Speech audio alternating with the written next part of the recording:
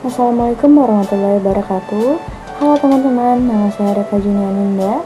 Nama saya Rajo Safira Aprilia. Nama saya Rena Syafadila. Saya Rizky Nurali Hidayati. Saya Salwa Delia Putri. Nama saya Firza Alhamdulillah. Kami dari kelompok 6 Sosiologi ingin mempresentasikan tentang kearifan lokal dan pemberdayaan komunitas. Komunitas 1. Pengertian komunitas. Kata community menurut Cahyuti berasal dari bahasa Latin yaitu cham yang mengandung arti together atau kebersamaan, dan munus yang bermakna the give atau memberi antara satu sama lain. 2.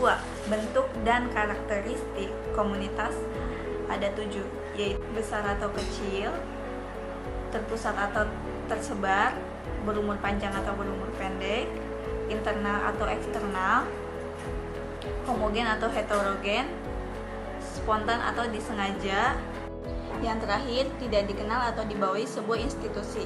Komunitas merupakan kombinasi dari 3 unsur utama, yaitu sebagai berikut. 1. Ruang lingkup, yaitu dasar yang mengidentifikasi sebuah komunitas. 2. Anggota, yaitu kumpulan orang yang berinteraksi untuk belajar membangun sebuah hubungan, kebersamaan, dan tanggung jawab. Yang terakhir, praktis, yaitu sekumpulan kerangka, ide, alat, informasi, gaya bahasa, sejarah, dan dokumen yang dibagi sesama anggota komunitas. B. Kearifan lokal. Kearifan lokal adalah suatu kekayaan budaya lokal yang mengandung kebijakan hidup, pandangan hidup atau way of life, yang mengakomodasi kebijakan atau wisdom dan kearifan hidup. Pada umumnya, etika dan nilai moral yang terkandung dalam kearifan lokal diajarkan turun-menurun, diwariskan dari generasi ke generasi melalui sastra tulisan, antara lain dalam bentuk pepatah dan peribahasa, folklor, dan manuskrip. Yang kedua ada kearifan lokal sebagai identitas dan ideologi bangsa. Uni Hergens menyatakan bahwa arus modernisasi, liberalisasi, dan globalisasi semestinya tidak membedakan suatu negara jatuh dalam percaturan global. Indonesia juga memiliki kearifan lokal yang menuntun masyarakat ke dalam pencapaian kemajuan dan keunggulan, etos kerja, serta keseimbangan dan keharmonisan alam dan sosial. Kita mengambil pepatah, gantungkan cita-citamu setinggi bintang di langit, bersakit-sakit dahulu, bersenang-senang kemudian, yang mengimplikasikan ajakan untuk membangun etos kerja dan semangat untuk meraih keunggulan. Kearifan lokal dapat dipandang sebagai identitas bangsa, terlebih dalam konteks Indonesia yang memungkinkan kearifan lokal bertransformasi secara lintas budaya yang pada akibatnya melahirkan nilai budaya nasional. 3. Kearifan lokal antara pusaka dan senjata.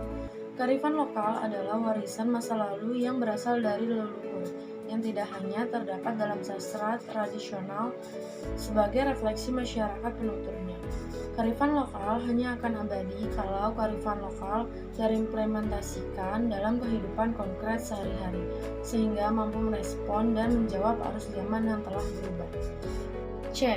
Pemberdayaan masyarakat. 1. Pengertian pemberdayaan. Makna pemberdayaan menurut Robinson 1994 menjelaskan bahwa pemberdayaan adalah suatu proses pribadi dan sosial, suatu pembebasan kemampuan pribadi, kompetensi, kreativitas, dan kebebasan politik. Empowerment adalah pemberdayaan secara singkat dapat diartikan sebagai upaya untuk memberikan kesempatan dan kemampuan kepada kelompok masyarakat untuk berpartisipasi, bernegosiasi, mempengaruhi, dan mengembalikan kelembagaan masyarakat secara bertanggung jawab demi kebaikan kehidupannya. Yang kedua ada ruang lingkup pemberdayaan. Menurut Graha diperlukan berbagai program pemberdayaan, yakni pemberdayaan politik, pemberdayaan sosial budaya, pemberdayaan ekonomi, dan pemberdayaan lingkungan. Lalu yang ketiga ada mengenal pemberdayaan komunitas. Salah satu upaya untuk meningkatkan kualitas SDM di Indonesia yaitu dengan cara melakukan program pemberdayaan komunitas. Konsep pemberdayaan komunitas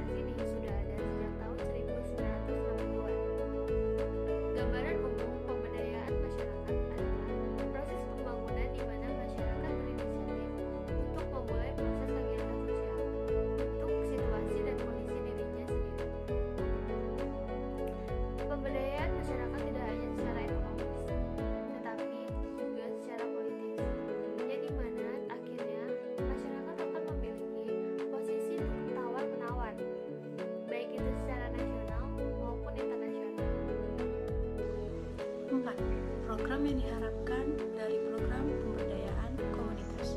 1. Peningkatan kesejahteraan jangka waktu panjang yang berkelanjutan. 2. Peningkatan penghasilan dan perbaikan kehidupan komunitas di masyarakat dan kelompok dengan penghasilan kecil. 3.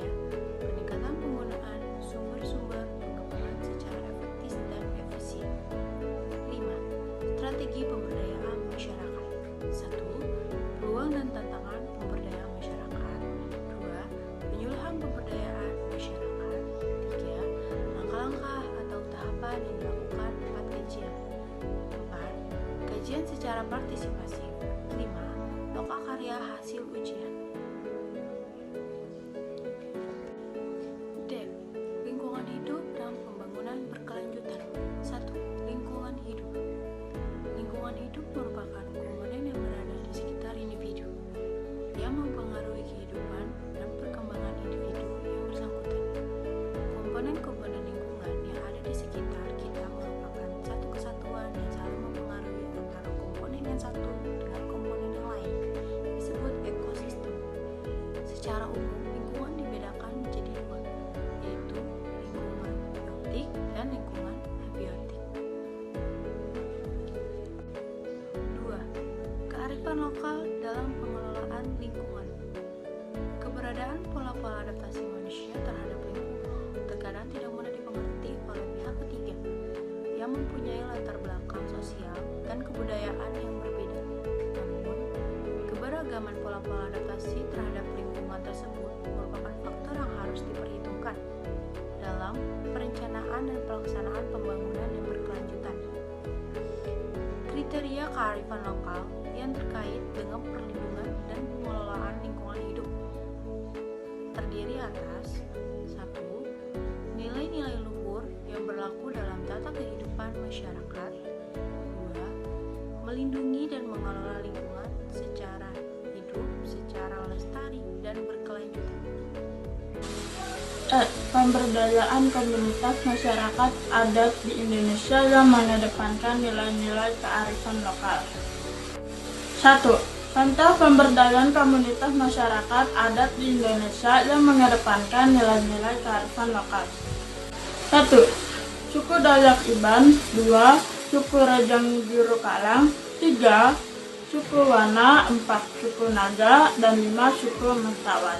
2. Peranan pemberdayaan komunitas masyarakat adat yang mengedepankan nilai-nilai kearifan lokal dalam mengatasi masalah globalisasi dan ketimpangan sosial.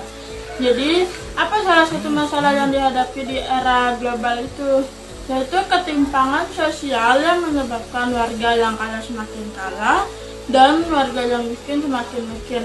Hal ini terjadi pada masyarakat yang tinggal di daerah nelayan dan masyarakat adat komunitas lokal yang bermukim di daerah hutan Kalimantan, Sumatera, dan Papua.